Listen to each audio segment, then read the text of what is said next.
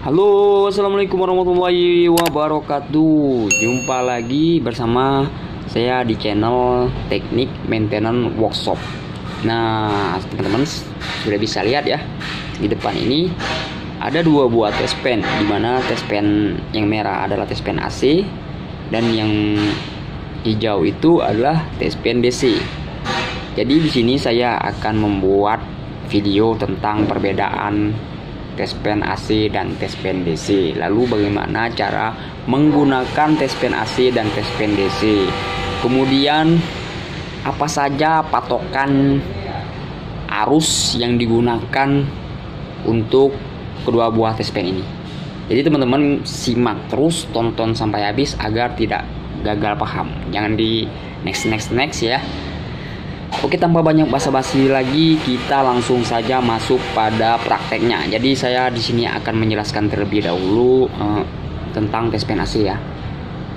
Nah, seperti yang teman-teman ketahui, test pen AC ini digunakan untuk mengecek stop kontak ya. Stop kontak ini biasanya untuk satu pas dan 3 pas. Tapi dengan catatan 3 pasnya hanya satu pas saja. Nah, untuk mengeceknya pun kita dengan mencoloknya ya.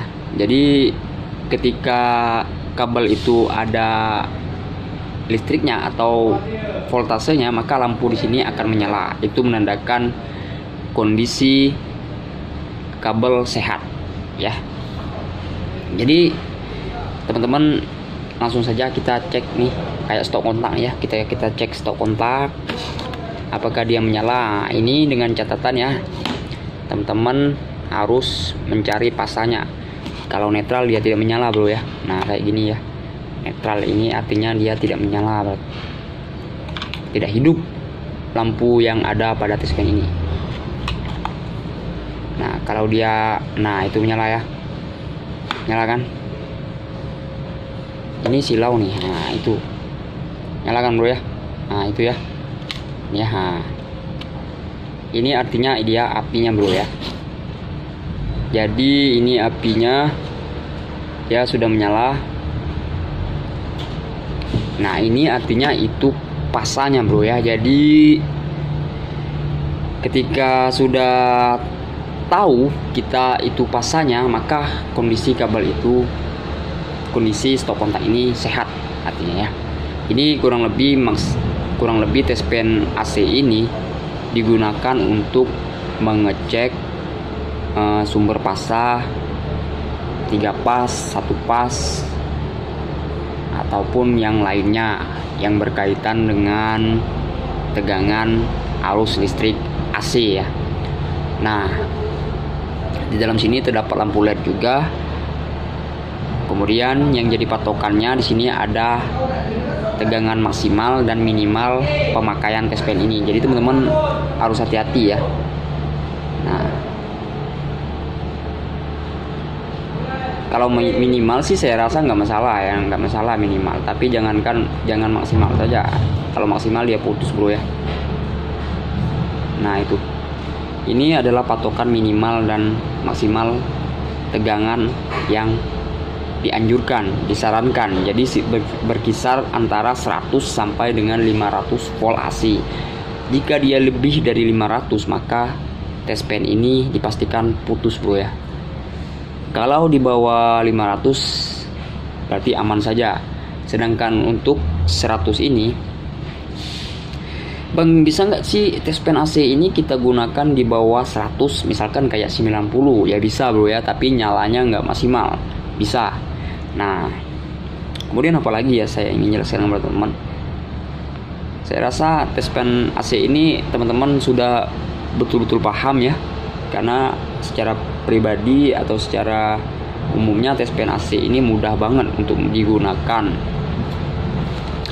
Kemudian kita lanjut next ke test pen DC. Nah, di sini test pen DC ini berfungsi untuk mengecek ini ya bro, karena ini memang sangat digunakan sebagian besar untuk mekanik ataupun mekanik mesin ya, mekanik mobil bengkel ya, karena ini memang dianjurkan untuk mengecek kabel-kabel motor kayaknya misalnya ya, kabel motor, kabel mobil, pasangnya saja ya.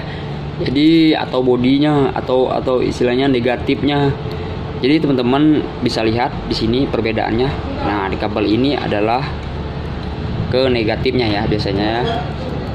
Ini negatifnya dan sedangkan yang ini adalah positifnya. Nah, teman-teman dapat melihat batasan tegangan yang diperbolehkan di sini gagang test pen itu sendiri. Nah, ini 6, 12 sampai 24 volt. Ya. Ini adalah batasan tegangan yang dianjurkan. Jika 24 bagaimana, Bang? Saya rasa 24, di atas 24 untuk tegangan aki ini biasanya tes pen DC ini digunakan untuk mobil dan motor ya. Karena motor dan mobil mempunyai aki, jadi kadang-kadang ada aki yang 12 ya dan 24. Jadi aki ini tegangan ini maksudnya tegangan ini digunakan untuk aki yang 24 volt dan 6 dan 12 volt maksud saya. Bisa nggak sih kita gunakan dengan 24 volt ke atas? Nah, ini saya rasa saya juga belum pernah mencoba yang 24 volt ke atas. Kemungkinan sih tidak bisa ya, karena lednya terbatas ini. Mungkin saja bisa putus lednya ini. Kemudian kita langsung saja masuk pada prakteknya ya. Kita tes untuk mengukur adaptor.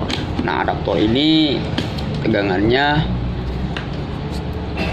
5 volt DC 1 ampere. Nah, ini karena dia di sini di gagangnya terdapat nilai 6, 12, 24, artinya di bawah tegangan maksimal ya.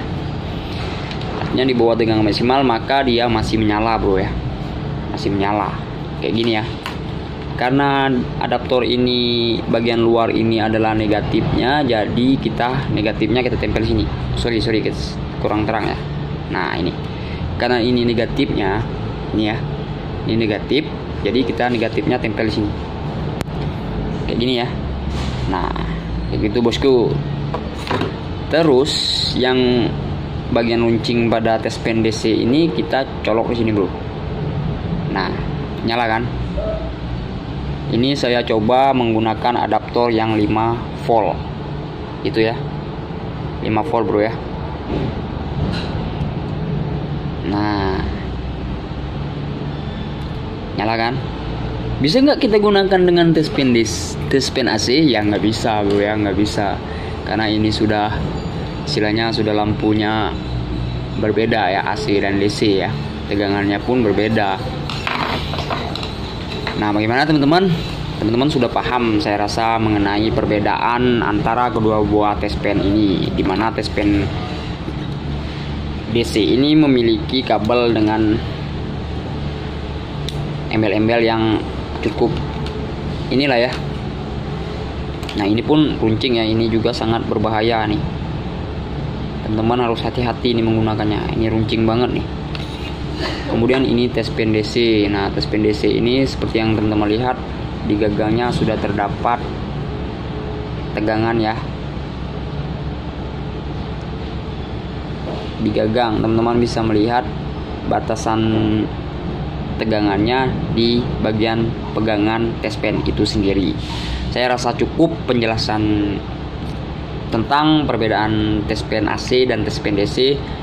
Mungkin video ini sedikit memberikan pencerahan kepada teman-teman tentang cara menggunakan tes pen AC dan tes pen DC, lalu perbedaan antara kedua buah tes pen ini. Terima kasih, saya rasa cukup. Terima kasih telah berkunjung. Salam hangat dari saya. Saya ucapkan wassalamualaikum warahmatullahi wabarakatuh. Bye bye. See you next time.